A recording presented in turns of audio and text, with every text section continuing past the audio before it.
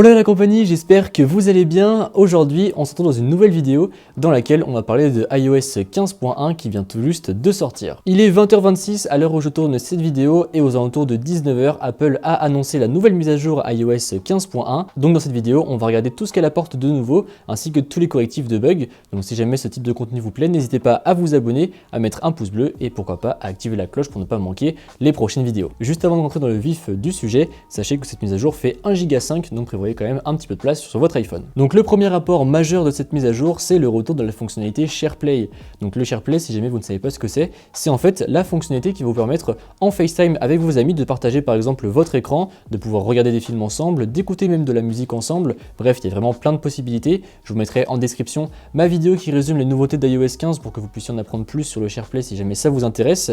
Mais donc voilà, désormais avec iOS 15.1, SharePlay fait son grand retour et il sera enfin disponible pour le grand public. L'autre gros apport de cette mise à jour, c'est l'apport du ProRes, donc qui est destiné uniquement aux nouveaux iPhones, qui est en fait un format vidéo qui va limiter la perte par exemple en termes de couleur, en termes de luminosité, etc. pour pouvoir ensuite retoucher tout ça en post-production.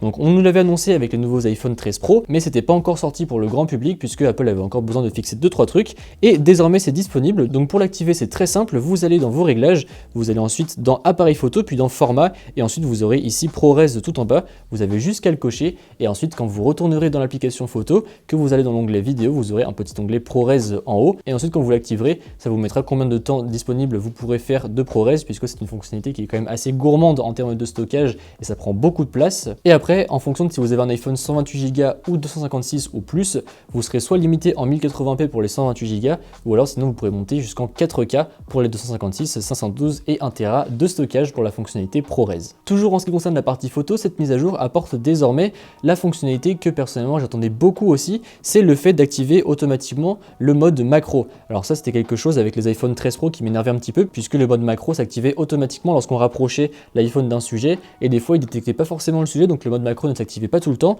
Et bien du coup désormais vous pouvez désactiver cela et comme ça vous aurez un bouton pour pouvoir justement activer le mode macro ou non de manière manuelle et personnellement je préfère tout ça. Donc pour le désactiver c'est très simple, vous allez dans réglages général, appareil photo et là vous descendez tout en bas et vous aurez macro auto. Et si vous le souhaitez vous pourrez également désactiver la fonctionnalité Live Text, donc ça c'est pareil, c'est une petite nouveauté, comme ça si jamais vous estimez que vous n'avez pas besoin, et bien vous pouvez la désactiver même si personnellement je vous recommande de la laisser activer car c'est quand même très pratique. Nouveauté également avec les AirPods, vous allez pouvoir désormais les localiser sur l'application localisée tout simplement et lorsque vous allez être proche de vos AirPods, et bien vous allez pouvoir les localiser à la même manière que les AirTags, donc ça c'est plus pratique et vous allez même désormais pouvoir avoir la notification quand vous oubliez vos AirPods quelque part, comme ça c'est très pratique. Par exemple imaginons que là je suis au bureau, j'oublie mes AirPods ici, et bien je vais faire 500 mètres et dans 500 mètres mon iPhone va me dire attention tu as oublié tes AirPods, donc du coup je pourrais retourner ici et venir chercher mes AirPods. C'est assez pratique et ça permet d'éviter des oublis. Autre nouveauté de cette mise à jour, vous allez désormais pouvoir ajouter de manière officielle votre passe vaccination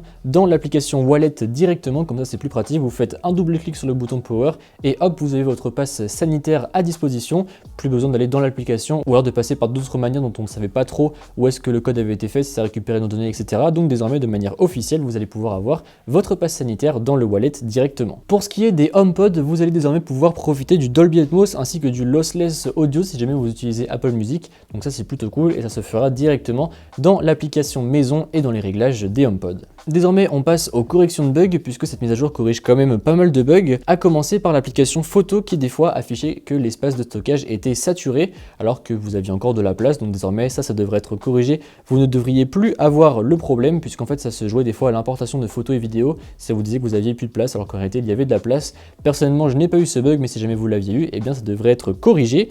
On a également un autre bug dans l'application météo qui des fois n'affichait pas la température dans votre position actuelle, donc pareil normalement ça devrait être corrigé et les couleurs des arrière-plans animés pouvaient également ne pas s'afficher correctement, ça aussi normalement ça devrait être corrigé, toujours bien évidemment pour l'application météo. Et les deux derniers bugs que cette mise à jour corrige, c'est que des fois certains réseaux Wi-Fi ne pouvaient pas être détectés, donc voilà, on n'a pas plus d'explications, on sait juste que certaines fois les réseaux Wi-Fi n'étaient pas détectés et ça pour le coup ça m'est déjà arrivé d'être ici par exemple au bureau et de ne pas détecter le Wi-Fi qui est pourtant juste à côté.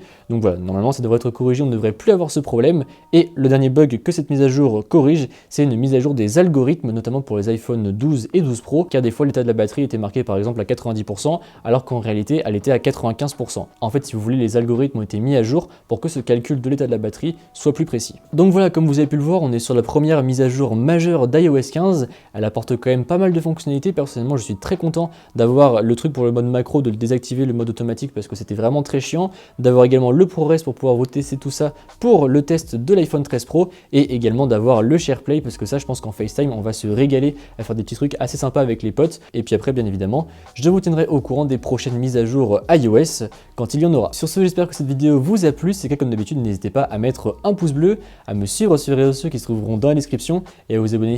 Allez, salut!